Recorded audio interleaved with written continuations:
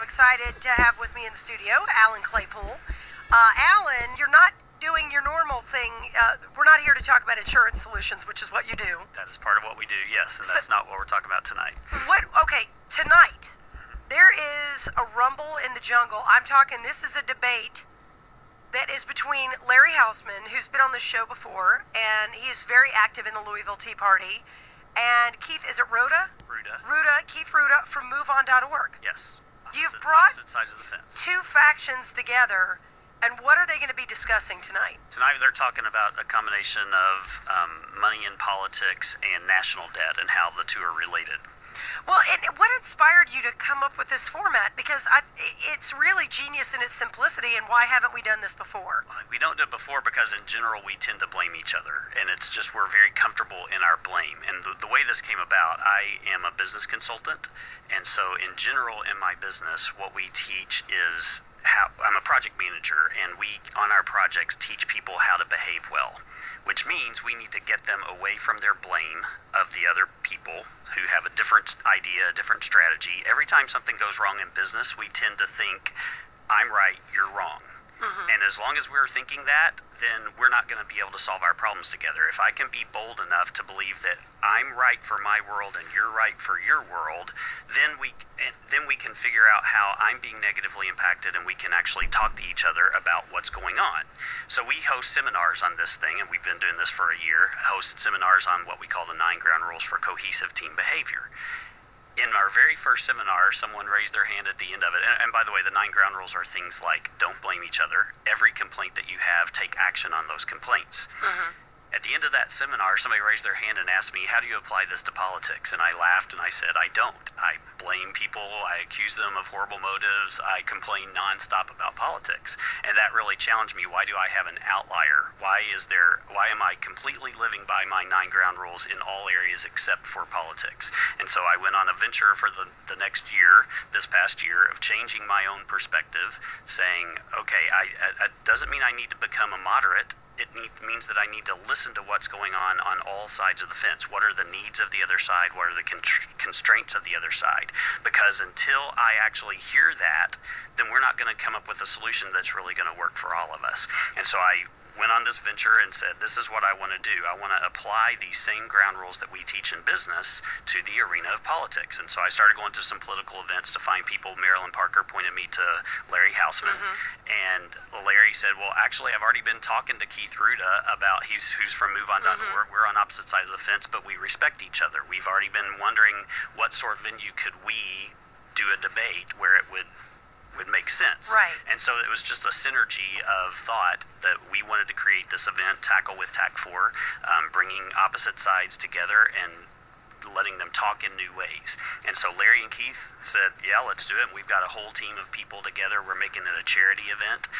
It's a creative workshop tonight, and I think it's going to be a blast. It's Tackle with TAC4. We've got 7 ground rules for political discourse that Keith and Larry have agreed to. And so they are going to each have 10-minute monologue, and then they're going to free-for-all among themselves, but the whole time they have to live by these 7 ground rules. And I'm the moderator.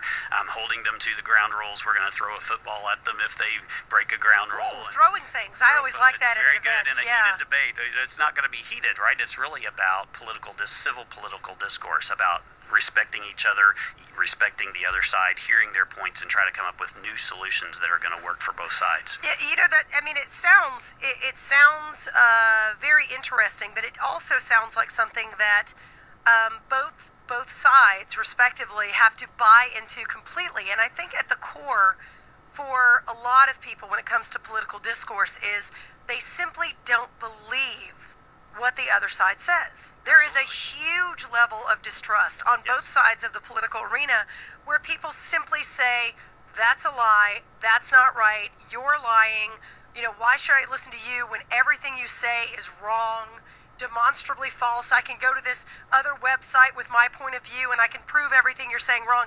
How do you get past that bias that people already bring to the table? Such a fantastic question, Mandy. I am a professional interviewer. It's what I do. Go ahead. But it's also what we deal with in business. Right. In business, we have the exact same question being asked. These people in business absolutely believe that I'm right and you're wrong. And if we can break that barrier down and get these people to say, no, I'm not wrong, they're not wrong, they're negatively impacting me, and I need to just explain to them. First of all, I need to believe that they're not wrong. I need to assume good motives from those people, and then I need to approach them and say, here's how I'm being negatively impacted. So if we, in our business world, we teach these people this seminar, and it's incredibly difficult for people to get there, but when they do, you get new solutions. And so in the political realm, I mean, I know that people feel it much deeper because it's about your core belief system, but it's the same exact process. We're also not discounting the fact that there are core moral philosophical differences. That's one of the ground rules, actually. Ground rule number 5 says, where there are moral philosophical differences, clarify what that difference is without accusation and move on. See, that is the thing that is the sticking point, that when we talk to people and people say, well, they need to compromise in Washington, D.C., I'm like, okay, if you're pro-life, how do you compromise on pro-life? There are really significant value positions. There are. And they are not things that you can compromise on. Although most of the time, I think in our political discussion, we don't get down to those. We instead stay in sound bites and where it's easy to blame and easy to accuse, and we are getting down to those core root philosophical differences. What we're going to do tonight is talk about the issues and remove blame from the conversation. Blame of Keith and Larry, they're not going to be blaming each other, but also blame of politicians, blame of the people in power up above. We're going to remove that blame and say, what is the real thing going on here? We're going to dig deeper. If we can get to those core moral philosophical differences, then at least they're exposed. And then people can have that discussion. We're probably going to, in tackle, at least for the first several events, we're going to stay away from the really hot button issues like abortion or the really tough ones. But there's all kinds of issues that aren't as heated, such as national debt, such as some other issues we're talking about doing, the bridges. Bridge tolls, yes or no. East End Bridge, Downtown Bridge, we're going to talk about that. School charter. Kentucky is one of the, oh, trust me, we spend a lot of time talking about charter schools on this show. And usually with a lot of blame. And not from you. I mean, just I both sides of the I blame the people that are obstructing the charter school bill, absolutely. And so, in fact, the night that I met Larry and we started talking about it, you were one of the speakers for the event that I was at, and I was thinking, okay, yeah, I want to get to her and talk to her about that blame and that blame. And if I could talk to you about like changing your perspective some. Well, about 2 years ago. Tough for me too. Let me tell you, I blame like crazy. Except the last year, this has been a new venture for me to realize that as I listen to the other side, there are, and I'm not saying you don't listen to the other side, but as I do listen to the other side, I understand something in my solution that wasn't going to work. And so it informs me to create a better decision. If we can do that without blame, we have a new conversation we get to have with people to get a better solution. Does that make sense? Yeah, it does. And about 3 years ago, maybe longer than that, 5 years ago, I read an article about a woman who was very successful in business, whose name completely escapes me now. But she said her strategy in business was to assume positive intent. Yes. And if someone was coming to her with something that was not something she could deal with, she would simply say, I'm sorry, I must be confused about what you're trying to accomplish here.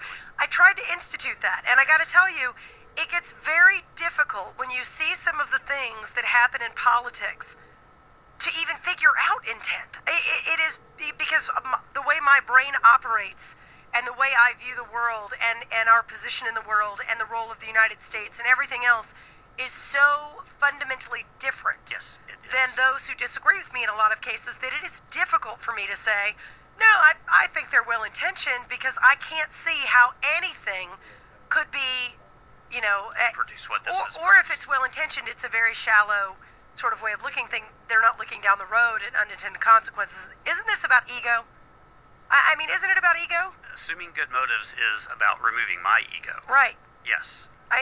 That's the thing that when people talk about a more collective society, I think to myself, you would literally have to remove ego from our from our physical makeup. And in business, this is a crazy hard thing to do as well. And yet we are able to get, TAC4 Solutions is able to get our clients to do that. It's not the easiest thing in the world to accomplish, but we can get them to do that. And when we do, we get solutions. And yes, absolutely. Ground rule number 1 is show respect, assuming good motives. Let's do this. We're going to take a quick time out. When we get back, we'll give the 7 ground rules for tonight. The event is tonight from 6:30 to 8:15 at Creative Workshop on East Washington Street in Butchertown. Yes. So, and I'll put all this information on my blog right now on this break. We're talking with Alan Claypool. We'll be right back with the 7 ground rules for political discourse. I may adopt some of these. I may laugh in your face and not adopt any of them. I reserve the right to go either way. We'll be right back after this on 84 WHAS. 84 WHAS. I am here with Alan Claypool of TAC4. And do you have a name for this series of debates? Tackle with TAC4. Tackle with TAC4. We tackle the issues, not each other. And Alan is trying to make politics a nicer, more listening-like place to be. More solutions-oriented place. Well, good luck with that. Anyway, but tonight, Larry Hausman and Keith, I never know how to say Keith's last name. Rouda. See, I don't want to say it Rouda because it sounds like rude. So anyway, Larry Hausman from the Louisville Tea Party and Keith Rouda from MoveOn.org are going to be debating what issues tonight? Money in politics and how it affects the national debt. Okay, so money in politics and how it affects the national debt. But it's not just going to be your same old soundbite debate, because you have come up with, through your consulting business and things you do for business, some ground rules for political debate as well. Let's walk through them. Yes, we converted our 9 ground rules for cohesive team behavior that we use in business into, for politics, the 7 ground rules for political discourse. And the first ground rule is show respect, assuming good motives. So showing respect is not just being nice and talking sweetly to each other and being a good old Southerner.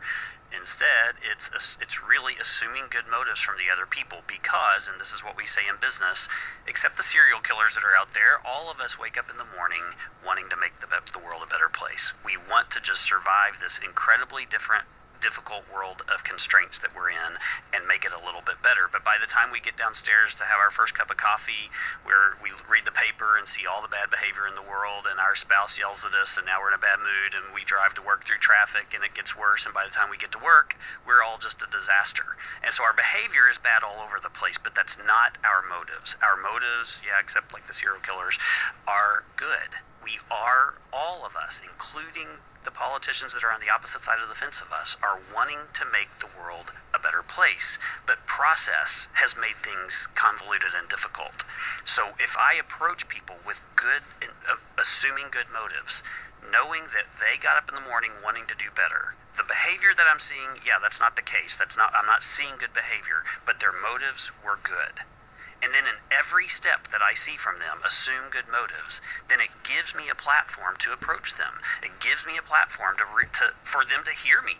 Otherwise, people don't like to be blamed. People don't like to talk to somebody that clearly doesn't like them and thinks they're an evil person. If we assume good motives from people, we now get to approach them. Okay, let's the second one, because we don't have much time. We're going to rip through them out. Go ahead.